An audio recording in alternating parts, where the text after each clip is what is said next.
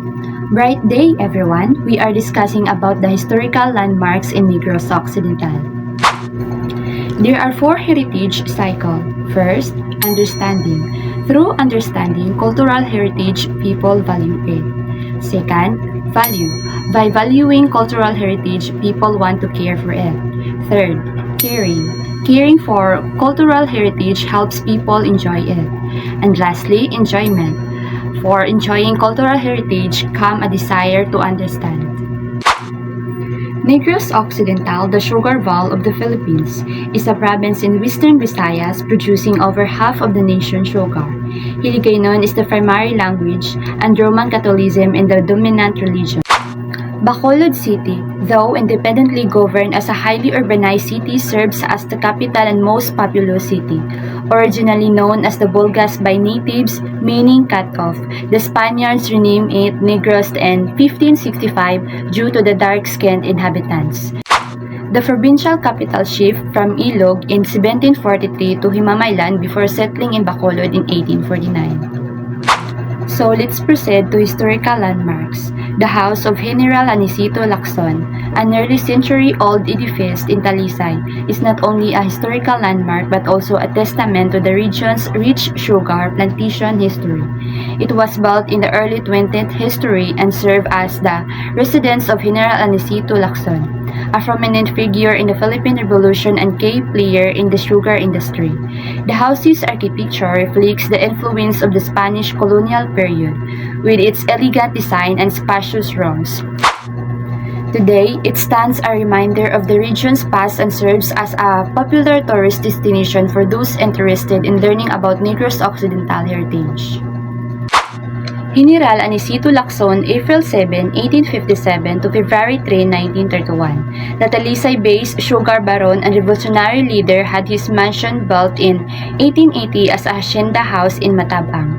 It is an impressive balay na bato with its own chapel and mirador, and it is the only house in the Philippines with a wrap-around volada on the second floor. Second, the house of General Juan Aranita.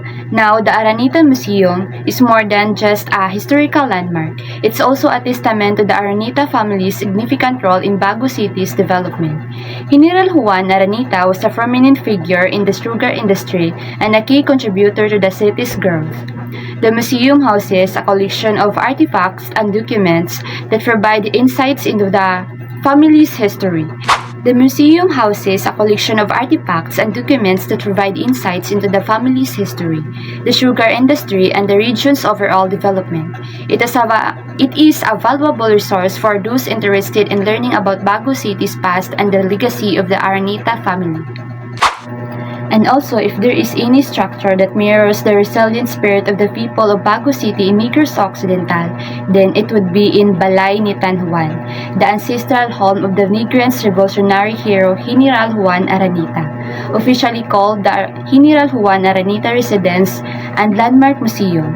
The imposing heritage house has stood the test of time, and today it has become one of the city's most important landmarks.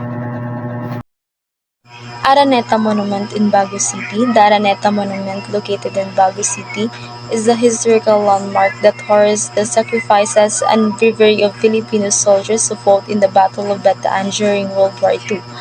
The monument is situated in the heart of the city and serves as a reminder of the courage and heroism of the Filipino soldiers who fought for their country's freedom and independence.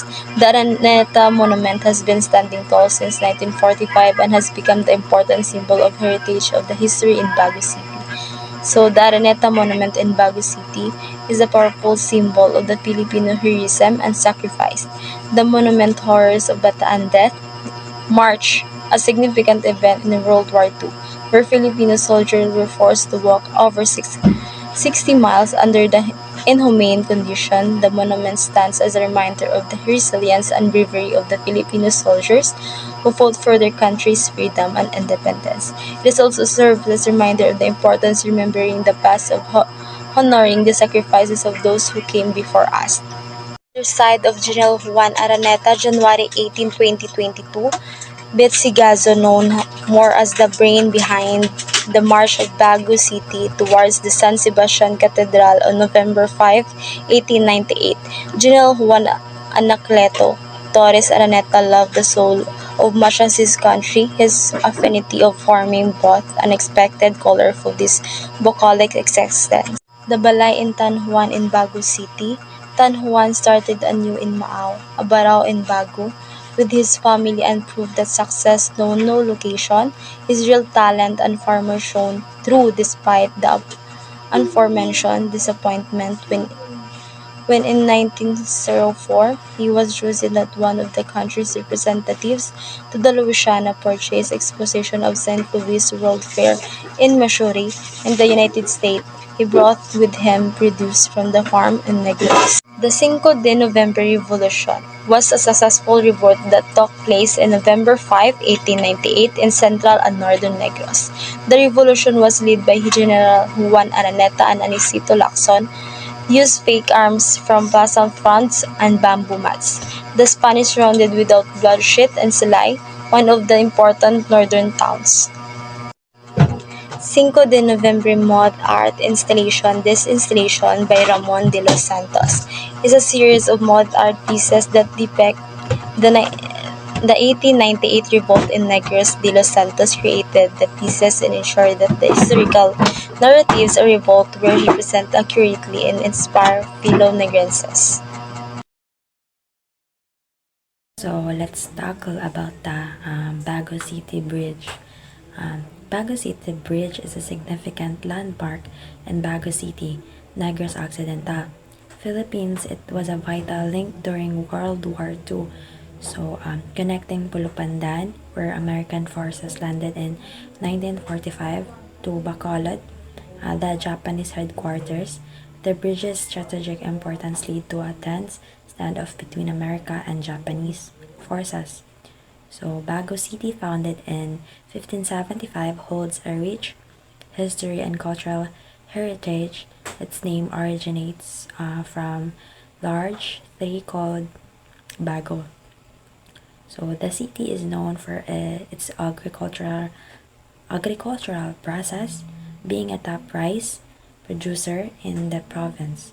And it is also home to various industries, including to the Maao Sugar Central, Viva Mineral Water, bottling plant, and the Alter Trade Muscovado Mill. Bago City also celebrates the Babaylan Festival every February 19th, honoring the Babaylan, a priest, healer, and spiritual leader in the region's indigenous culture. The festival aims to rediscover and celebrate the region's indigenous music, literature, dances, rituals, and artistic endeavors. So the Bago City Bridge, while no longer standing, remains a testament to the city's resilience and its role in Philippine history. Bago City itself, a vibrant hub of culture, history, and natural beauty, of offering visitor a glimpse into the rich heritage of Negros Occidental. So let's proceed to Theodore Winter Monument and the Unknown Soldiers Monument. So the Bacolod Public Plaza in Bacolod City, Philippines houses two significant monuments, one dedicated to PFC Theodore C. Winter and another to Filipino soldier who fought in World War II. So PFC Theodore C. Winter Monument, this monument honors the American soldier who died defending the Bago Bridge on March 29, 1945. Winter, a member of the Infantry Regiment, 40th Infantry Division, was tasked with securing the bridge from Japanese forces who planned to demolish it. He was killed in action while preventing the Japanese from destroying the bridge, which was crucial from the American towards Bacolod City. The Theodore Winter Monument stands as a testament to the bravery of a young American soldier who gave his life for the liberation of the Philippines. The Unknown Soldier Monument honors the countless Filipino soldiers who fought alongside their American allies. demonstrating the unity and courage that prevailed during a tumultuous period in history. So another is Gintabuan Marker Highway Junction in EB Magalona. So this marker was created in memory of the heroes of Gintabuan, so meeting place, the local revolutionaries who opposed American rule after the fall. So the Gintabuan marker stands as a poignant reminder of the Filipino resistance against American rule following the Spanish-American War, located at the highway junction of in EB Magalona. So Negros Occidental, the marker honors the heroes of Gintabuan, a group of local revolutionaries who fought against American colonization.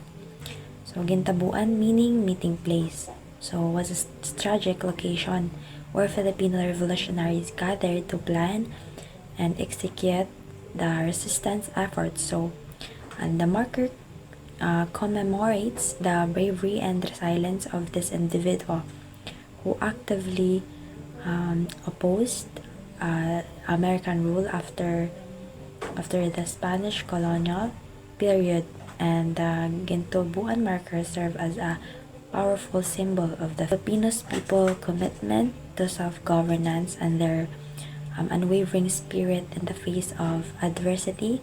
It is a reminder that the fight for freedom and sovereignty is a continuous process marked by both triumphs and setbacks.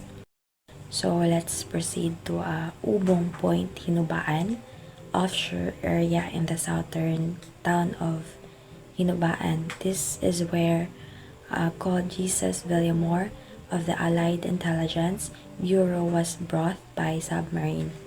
So Ubong Point. Ubong Point, located in the southern town of Hinubaan, Negros Occidental, holds a significant place in Philippines history. So particularly during World War II, this offshore area served as a crucial landing point for Allied forces, including Colonel Jesus Villamor. So during the Japanese occupation of the Philippines, Ubong Point became a strategic location for the Allied forces. The area's remote location and access by sea made it an ideal spot for clandestine operations and the delivery of supplies to Filipino guerrillas group. So Ubong Point's history serves as a powerful reminder of the sacrifices made by the Allied forces and Filipino guerrillas during World War and during World War II, and the area's role in the war highlights the importance of international cooperation and the unwavering spirit of resistance in the face of oppression. So the story of Colonel Jesus Villamor and the Allied operations at Ubong Point is a testament to the courage and determination of those who fought for freedom. And the area's historical significance should be preserved and remembered as a tribute to the heroes who fought for the liberation of the Philippines. Sebastian Cathedral began in the 70s when Spanish missionaries established Magsungay. This village would later become Bacolod City under the patronage of San Sebastian in 1876.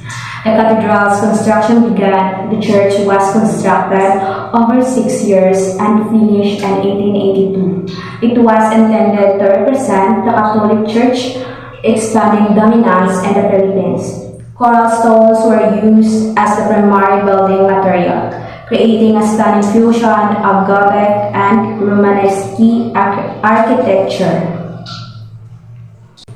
San Sebastian Cathedral is a cultural and religious landmark that allows visitors worldwide to Bacolod City in the Philippines.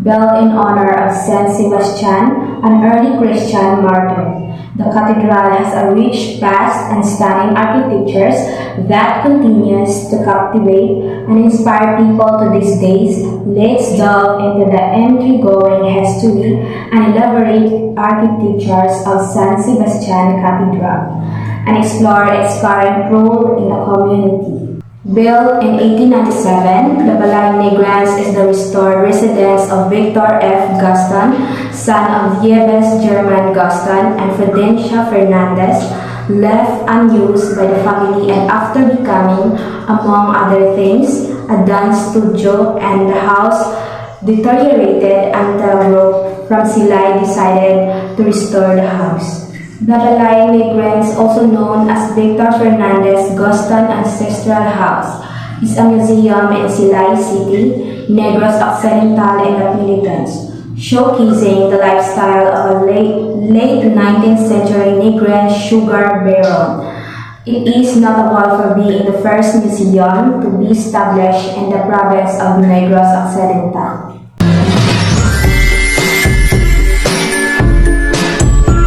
San Diego Pro Cathedral, formerly known as San Diego Parish Church or St. Didacus Parish Church, before its declaration as a Pro Cathedral in 1994, is an early 20th century Roman Catholic church in Silay City, Negros Occidental in the Philippines. It is under the jurisdiction of the Diocese of Bacolod. It is the only pro-cathedral in the country in its unique in Negros Occidental for being the only church in the province featured in cupola or dome. St. Joseph the Work Parish Church, commonly known as the Agri-Christian Church, is a Roman Catholic church located inside Victoria Smiling Company residential complex in Victoria City, Negros Occidental, Philippines. The church is known as one of the pioneering Philippine structured ushered in modern architecture and religious spaces, and whose image of religious icon exhibit Filipino characteristics such as brown skin. St. Joseph the Worker Chapel in Vicmico was built by the Asorcio family, the owner of the sugar company Victoria Smiling Company, and so for years it's called Asorcio Chapel. Located within the company complex, it was erected to serve the religious needs of its employees and their family. The Chapel of Cartwells is a heritage chapel of Municipality of Manapla. Built during the Hacienda days of 60s, the Chapel of Cartwell in Hacienda Rosalia in town of Manapla continued to attract tourists in the province of Negros Occidental. Small church is made from the implements such as cartwheels, flows, mortals, and pestles, marga, sand, and broken pieces of glasses and different colors. A huge centuries old boulder served as the altar with religious images are carved out of wood. It was patterned like a salakot or traditional brimmed hat and can be found inside the farm owned by Gaston family. Mr. Gaston thought of using Cardwell in building the chapel because he knew that local people could easily relate to this simple object which widely used the farm where they worked. He also explained that the cartwheel symbolized the Holy Trinity with the center of the wheel as God the Father. The spokes surrounding it as Jesus Christians who lead the people towards God, and the outside ring as the Holy Spirit who ensures the people will not get lost in their toward the centers. Masses are still being held in the chapel that is attended by the families or of farm workers in the hacienda. The chapel is open to the guests and tourists who visit the town. Our Lady of Peace Church is heritage colonial era Marian Church in La Carlota, Negros Occidental, Philippines. It also called Simbahan ng La Carlota, Parroquia de Nuestra Señora de la Paz or La Carlota Church. In 1870, it was just small chapel made by bamboo and kugon. In 1873, Father Eustaquio Cascoro was the first priest to be assigned in the chapel. It only became the parish in 1876 and the construction of the stone church started. Religious grotto at Hacienda Santa Ana, San Carlos City, 2 kilometers west of San Carlos City, is the sacred grotto of Our Lady of Lourdes. The grotto was discovered by a lawyer in a part of his farm, and where he placed a small statue of a Blessed Mother. This was built by Attorney Silverio Eusebio in the late 1960s. It gained attention because of those illnesses and disabilities were miraculously cured. The life-size religious statues depicting the 14th station of the cross and the miraculously statue of Our Lady of Lourdes can be found at the location San Carlos City. The time travel is 15 minutes from the city proper. San Antonio Abad Church, located at Bacolod City. This crown-shaped church, featuring Station of the Cross, done by Bacolod top artist. It also featured an altar sculpture, the Risen Christ, done by the national artist Solomon Sapal. St. John the Baptist Church in Bago City stand to the next southern portion of Bago Public Plaza. This church is believed to be more than 100 years old and built by the Recollet friars who administered the small town from the early 60s. It's said to be Mexican architecture. The V2 Church, located in Barangay V2, Sagay City. This is very old church. Was established during the religious administration of Negros by the Recollet friar in the mid-1850s. Republic Act No. 8371, an act to recognize, protect, and promote the rights of indigenous cultural communities. Indigenous people creating a national commission on indigenous people.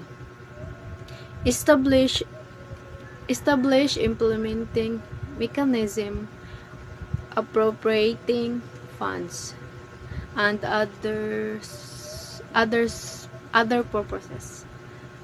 V2 Church, also known as San Vicente Ferrer Church in Sagay City, has a rich history, including a wooden statue with a reputation for healing powers and a religious tradition called Palapak. The wooden statue of San Vicente Ferrer is said to have miraculous healing power according to the legend. The statue was carved from driftwood by a fisherman named Juan Barco. After he witnessed many miracles, the religious tradition of Palapak is still practiced at V2 Church.